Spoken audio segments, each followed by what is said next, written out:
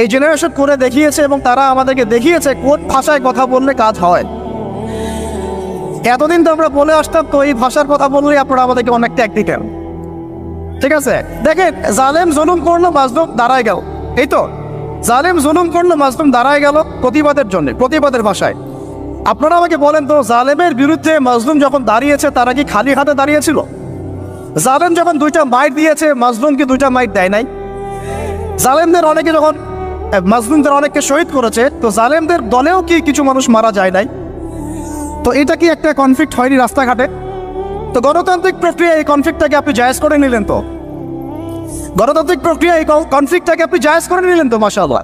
নেহাত শব্দ বলি আপনি আমার দিকে তেড়ে আসেন, বিষয়টাই না সেম বিষয়, একই বিষয়। আপনি জালেমের এগেনস্টে দাঁড়াইছেন, মাজলুম জুলুমের শিকার হতে হতে হতে আমাদের ভাই আবু সাইদ জীবন দিল, মুগ্ধরা জীবন দিল, সবার একটা সিম্পেথি তৈরি হলো।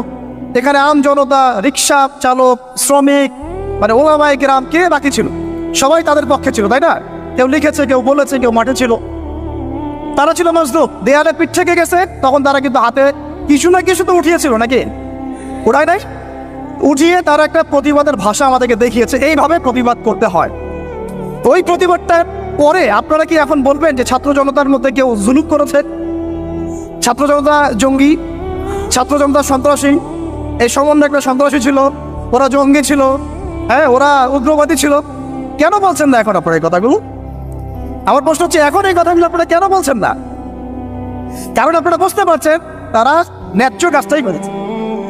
যখন জালেম জুলুম করতে করতে করতে মাজলুমকে একদম দেয়ালে পিঠ ঠেকিয়ে দেয়, তখন মানুষকে হামাস হতে হয়, তখনই বিভিন্ন জিহাদি সংগঠনের অস্তিত্ব আসে, তখনই কিন্তু খোরাসান স্বাধীন হয়।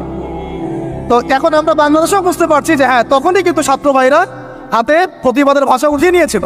তো এটাকে গণতান্ত্রিক প্রক্রিয়া আপনারা জায়েজ করছেন, ঠিক আছে, এটা কোনো সমস্যা না, এটা ভালো, ওরা প্রতিবাদ করেছে, ওদেরকে আমরা কিন্তু খারাপ বলতে পারি না, কেউ বলছে খারাপ? এই একই স্লোগান যদি সিরাতের সুন্নতে আমরা বলি যে দাওয়াতের সাথে জিহাদ থাকবে, তখন তো তেরে আসবেন আমাদের দিকে, আসবেন না? আসবে। আপনারা লিখে নেন আমার কথাগুলো, এই একই জিনিসটাই, এই প্রতিবাদের এই ভাষাটাই যখন আপনি দাওয়াতের সাথে জিহাদ শব্দ ইউজ করবেন, আপনার দিকে তেরে আসবেই। আপনারা কি মনে করছেন যে তারা আমাদের প্রতিবেশীর চাইতে আমাদের বন্ধু হয়ে যাবে? কখনো, কশ্চিৎ কালেও না। এটা জেগে জেগে স্বপ্ন দেখছে তারা। তো আল্লাহ পাক তাদেরকে সহিহ সামাজ দান করে নেন। সবসময় আমরা সবকিছু করবো না, আমরা তো পরিবেশ পরিস্থিতি বুঝে ইনিশিয়েটিভ নিব, তাই না?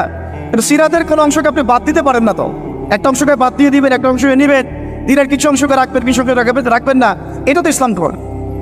যখন যেটা ইমপ্লিমেন্ট করার অবস্থা সৃষ্টি হবে তখন সেটা করতে হবে, এটাই তো ইসলাম।